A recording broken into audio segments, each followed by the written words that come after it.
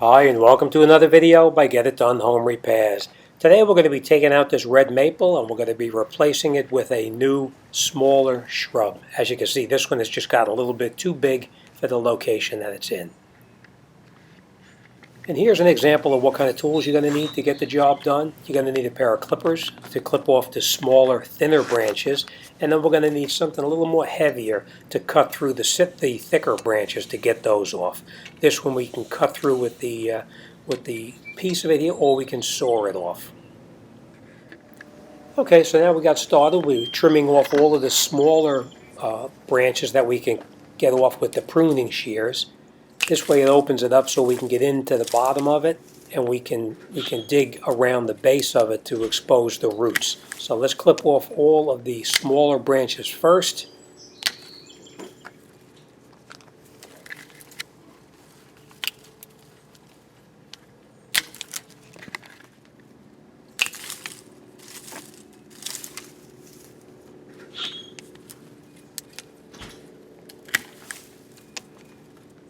Okay, and once we get all the smaller branches off of the red maple itself, we can come in here with the heavier pruning shears and we can cut off or snip off the other bigger branches.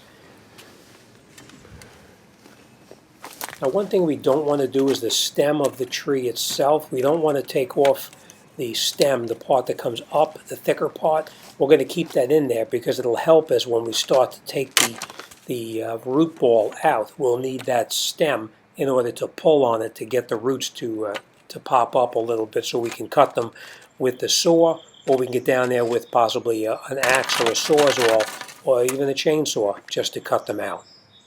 Here we're just going to cut the thicker branches off that don't fit into the jaws to clip it off. So we're just going to saw it off.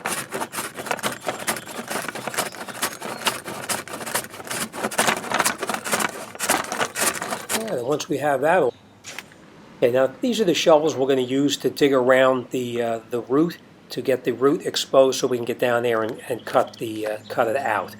So let's start digging, and we'll see what we run into. Now, as you can see here, we did expose the root, and you can see that rope down inside there. Whoever put this shrub in the last time didn't take the burlap off or take the rope off, so it was actually still all around the root itself. It's always a good idea to remove the burlap and remove the string so that it doesn't interfere with the growing of the shrub itself. Now here we have what we're going to do is, this soil is extremely sandy. So what we're going to do is we're going to put in here some peat moss, and we're going to also mix in some topsoil with the sand so that we have a good mixture for the shrub in order for the roots to spread properly. The problem with sandy soil is that the water drains through it too quickly and the shrub tends to dry out. So we are going to dig a hole. We're going to dig the hole twice the width and diameter of the root ball itself. So we're going to take as much of this material out as we can. We're just going to throw it on the side, and we'll dig it down so that it's about twice the size of the root ball itself. And you can see that this is extremely sandy soil. There's nothing in here but just sand. That's why it's critical that we put in there some kind of organic peat moss or topsoil so that it actually retains the moisture and doesn't drain right through.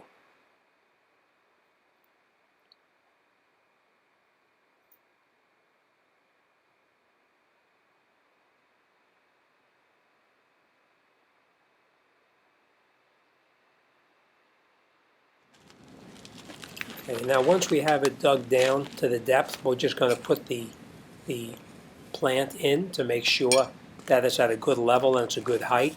As you can see, it's fairly close to grade, but it's not quite where it needs to be. It has to go down just a little bit lower so that we can actually mix the peat moss and the topsoil along with the regular dirt from the hole.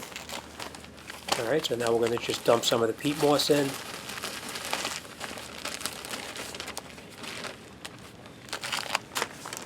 And we'll grab our bag of topsoil, we'll cut that open, and we'll dump some of the topsoil in there as well.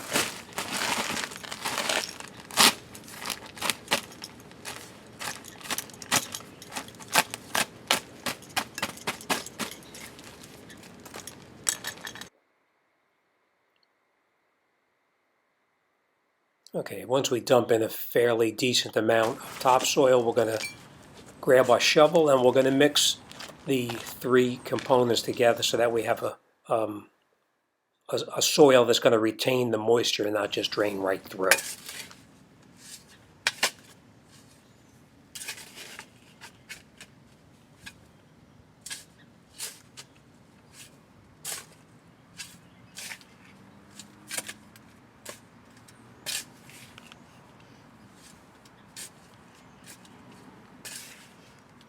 Okay, and then once we have it all mixed up really well, we're going to take some of that soil out of the hole so we can put the new shrub in there, or we can cut the container away. So we're just going to put some of this on the side for now.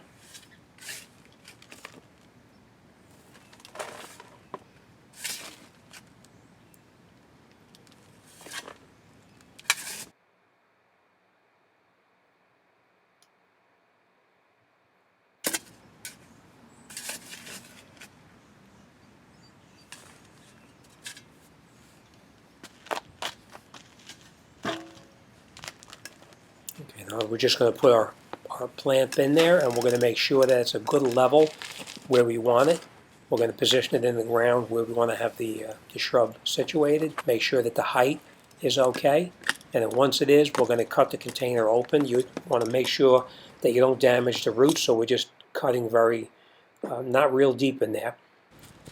It's easier to cut this container down in 4 pieces so you can get your hands in there and you can lift the root ball out. So that way you don't damage or lose a lot of the dirt and the planting material that's around it. So we'll cut it down in all 4, and then we're going to slide the whole thing into the ground, and then we'll pull the plastic part away from it. Yeah.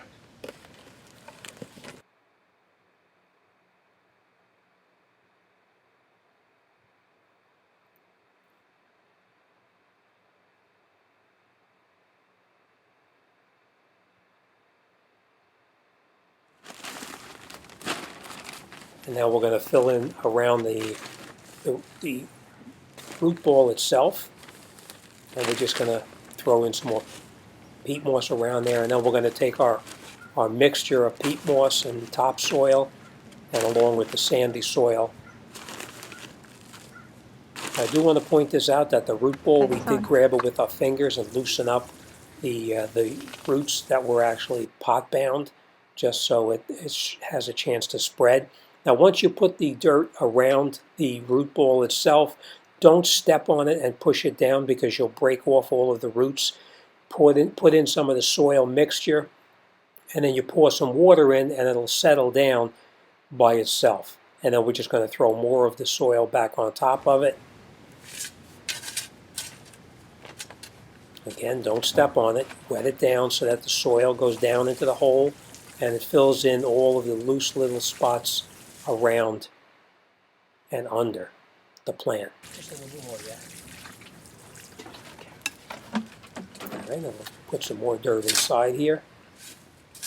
Now remember, this is the mixture of soil, sand, and peat moss. What? And then once you have it to your desired height, we're just going to rake the rest of the soil around it.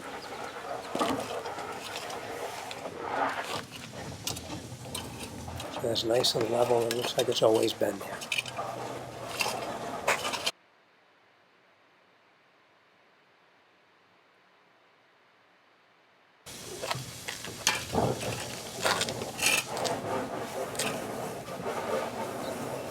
And that's it. Now we're going to water it one more time. All right. Okay, so after we leveled everything off, we're going to come back in here with some water, and then we'll be all set. All right, as always, thanks for watching, and I'll see you guys on the next one. Now you want to make sure that you water this probably every day so that your roots can really get established and spread throughout the ground, so that way it won't die off in the summertime.